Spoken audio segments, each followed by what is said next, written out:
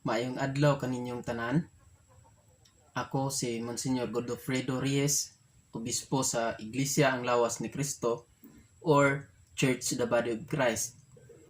Aniya ako karon aron paghatag na usab og lain nga mensahe nga pinasikad sa balaang kasulatan. Mga igsoon, atong pagahisgutan kabahin niining pagkadili nato mapasayloon. Mga igsoon, bantayan gid nato nga sa atong pagkinabuhi andam kita mapasaylo ug andam pud ta mangayo og pasaylo. Kay kun dili mga igsoon, matud pa dinhi sa usa ka parable o sumbingay. Matud sa balaang kasulatan sa Mateo kapitulo 18 sa bersikulo 21 ngadto sa 35 nga nagkanayon. Ang sambingay mahitungod sa sulugoon nga wala mopasaylo. Nagaingon, unya miduol si Pedro kang Hesus ug nangutana, Ginoo, makapila ba makasala kanako ang akong isig katawo o gihapon ang pasayloon? Makapito ba? Si Hesus mitubag, dili kay makapitura, kundili kapituan kapito. Kay ang gingharian sa langit sama man sa usa ka hari nga nakighusay sa mga utang sa iyang mga sulugoon. Sa diha nga nagsugod siya paghusay, gidala ngadto kaniya ang usa ka sulugoon nga nakautang kaniyag milyon ka pisos. Ug tungod kay wala man siya igong ikabayad sa iyang utang, misugo ang iyang agalon nga ibaligya siya ingon nga usa ka ulipon. Lakip ang iyang asawa ug iyang mga anak o ang tanan nga anaa kaniya o tanan nga iyaha. Aron makabayad siya sa utang, miluhod ang sulugoon sa atubangan sa iyang agalon. Og nagpakiluoy nag-ingon, Sir, ayaw intawon ako kapikiha, kay bayran kura ikaw sa tanan. Naluoy kaniya ang agalon, busa gipapas niya ang utang sa sulugoon ug iyang gipalakaw. Milakaw ang tao ug gikasugat niya ang usa ka sa iyang mga kaubang sulugoon nga nakautang kaniyag pipila lamang ka pisos.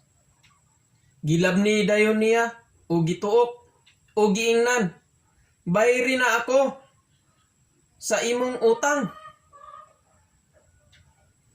Ang iyang kaubang sulugoon miluhod ug nagpakiluoy kaniya sa pag-ingon, ayaw intawon ako apikiha kay bayran kura ikaw. Apan wala siya musugot. Hinunua gipapriso niya hangtod nga makabayad sa utang.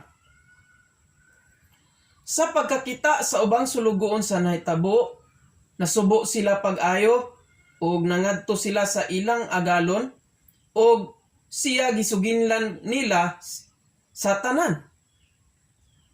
Busa gipatawag sa agalon ang sulugoon ug giingnan, banyaga ka, gipapas ko ang tanan mong utang kay nagpakiluoy ka man kanako. Angay ka untang maluoy sa imong isig ka sulugoon, ingon nga ako naluoy kanimo. Nasuko pag-ayo ang agalon ug gipa priso niya ang sulugoon aron silutan hangtod nga makabayad siya sa tanang utang. Ug gitapos ni Hesus ang sambingay sa pag-ingon. Ingon usab ni ana ang buhaton kaninyo sa akong amahan nga atua sa langit.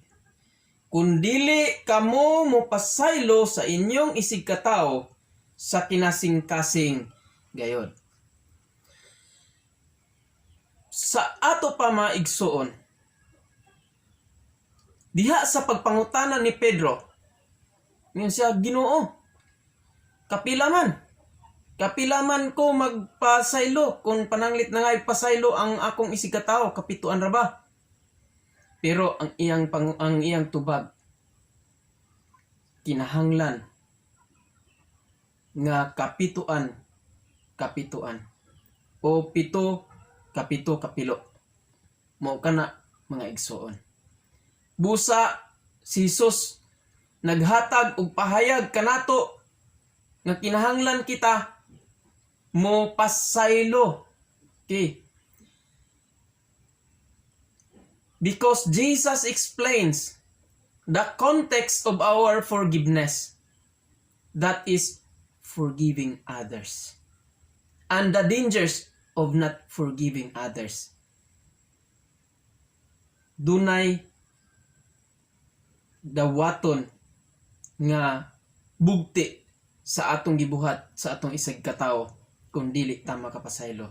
Busa si binsan kinsa kanato nga nakasala kung mangayog pasaylo atong pasayloon. Busa usab kung kita nakasala andam ta mangayog pasaylo. Aron dili kita mahitumpawak sa silot sa Dios nga dili na kita pagailhon nga iya sa Dios o gani masuko ang Dios ug ibutang ka sa bilangguan. Ang bilangguan nga mao ang kalayo nga dili mapalong. Busa mga igsuon, magpinasaylo ay kita kay ang atong Ginoong Dios nagpasaylo man sa atong mga kasalanan. Mao kini ang atong bugti sa iyang pag-anhi aron pagpakamatay sa atong mga kasalanan.